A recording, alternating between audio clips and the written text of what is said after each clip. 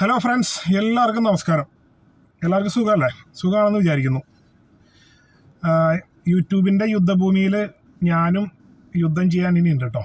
അതായത് ഞാനും ഒരു യൂട്യൂബ് ചാനൽ തുടങ്ങുകയാണ്. പിന്നെ എന്നെ അറിയാത്തവർക്കായിട്ട് ഞാൻ പരിചയപ്പെടുത്താം. എൻ്റെ പേര് നിതിൻ. തൃശ്ശൂർ ജില്ലയിൽ കൊരട്ടിക്കടുത്ത് ചെറുവാളൂർ എന്ന് പറയുന്ന സ്ഥലത്താണ് ഞാൻ താമസിക്കുന്നത്. ഇപ്പോൾ വർക്ക് ചെയ്യുന്നത് ഒമാനിലാണ്. ഒമാനിൽ മസ്കറ്റിലാണ് ഞാൻ വർക്ക് ചെയ്യുന്നത്. അപ്പോൾ എന്താ പറയുക, നമ്മുടെ യൂട്യൂബ് ചാനലിൻ്റെ ഒരു ഇൻട്രോ വീഡിയോ ആണ് ഞാനിപ്പോൾ ചെയ്യുന്നത്. ചുരുക്കി പറയുകയാണെന്നുണ്ടെങ്കിൽ ഒരു വലിയ ലക്ഷ്യത്തിലേക്കുള്ള ഒരു ചെറിയൊരു ചുവടുവെപ്പാണിത്.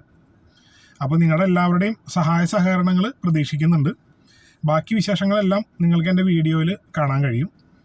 നിങ്ങൾക്ക് വീഡിയോ ഇഷ്ടമാവുകയാണെന്നുണ്ടെങ്കിൽ ലൈക്ക് ചെയ്യുക, അതുപോലെ സബ്സ്ക്രൈബ് ചെയ്യുക, മറ്റുള്ളവർക്ക് ഷെയർ ചെയ്യുക. ഉപകാരപ്പെടുന്ന വീഡിയോസ് ആണെങ്കിൽ എന്തെങ്കിലും കമൻറ്റ്സ് ഉണ്ടെന്നുണ്ടെങ്കിൽ അതും നിങ്ങൾക്ക് രേഖപ്പെടുത്താം. ഇഷ്ടമായില്ലെങ്കിൽ അതും പറയാം. ഓക്കെ, അപ്പോൾ എല്ലാവരുടെയും സഹായ സഹകരണങ്ങൾ പ്രതീക്ഷിക്കുന്നു. നമുക്കിപ്പോൾ മുന്നോട്ടുള്ള യാത്രയിൽ വീണ്ടും കാണാം. Okay, thank you.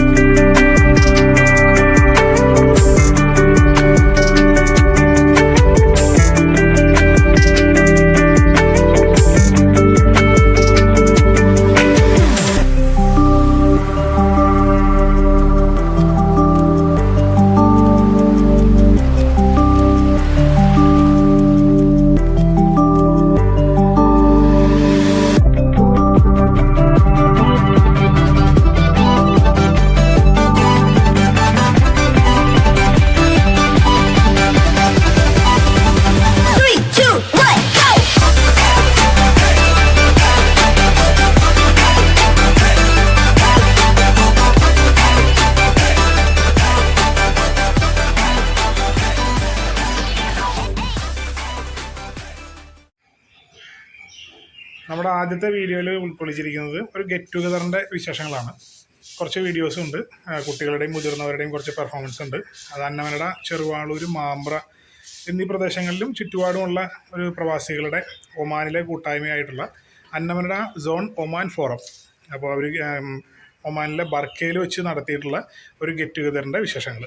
അപ്പോൾ നമ്മുടെ ഒരു 2-3 വീഡിയോസ് ഈ വിശേഷങ്ങൾ തന്നെയായിരിക്കും. കാരണം എല്ലാവരുടെയും കലാപരിപാടികളും മറ്റ് വിശേഷങ്ങളെല്ലാം പങ്കുവയ്ക്കാനായിട്ട് കുറച്ച് ലെങ്തി ആയിട്ടുള്ള വീഡിയോ ആണുള്ളത്.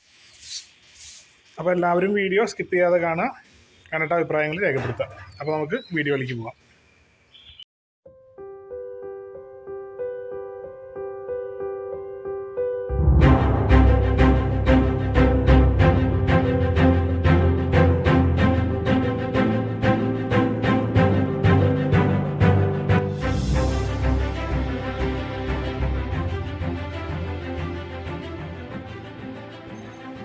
എല്ലാവർക്കും നമസ്കാരം.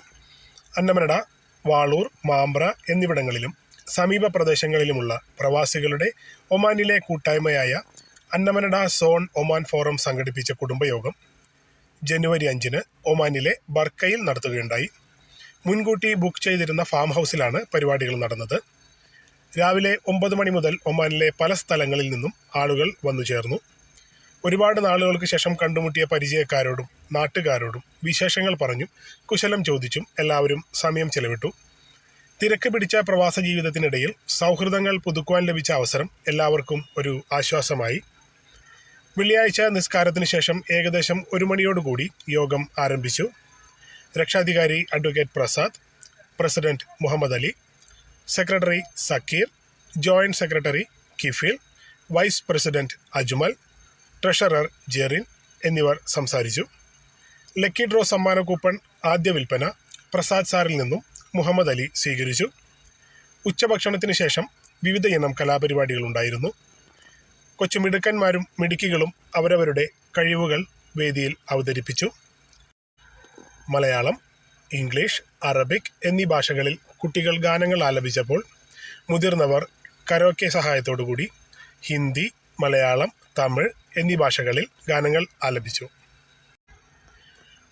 കലാപരിപാടികൾക്കു ശേഷം കായിക മത്സരങ്ങൾ തുടങ്ങി. കസേരയോട്ടം തുടങ്ങി വെച്ചത് വനിതകളായിരുന്നുവെങ്കിലും അവർക്കു പിന്നാലെ കുട്ടികളും പുരുഷന്മാരും ആവേശത്തോടെ മത്സരത്തിൽ പങ്കെടുത്തു. പ്രായമൊക്കെ വെറും നമ്പറാണെന്ന് തെളിയിക്കുന്നതായിരുന്നു പലരുടെയും പ്രകടനം. 4 മണി ചായയ്ക്ക് ശേഷം ബലൂൺ പൊട്ടിക്കൽ മത്സരത്തിൽ കുട്ടികളും സ്ത്രീകളും പങ്കെടുത്തു. സ്പൂൺ റേസിൽ സ്ത്രീകളുടെയും കുട്ടികളുടെയും പുരുഷന്മാരുടെയും പ്രത്യേകം മത്സരങ്ങൾ ഉണ്ടായിരുന്നു.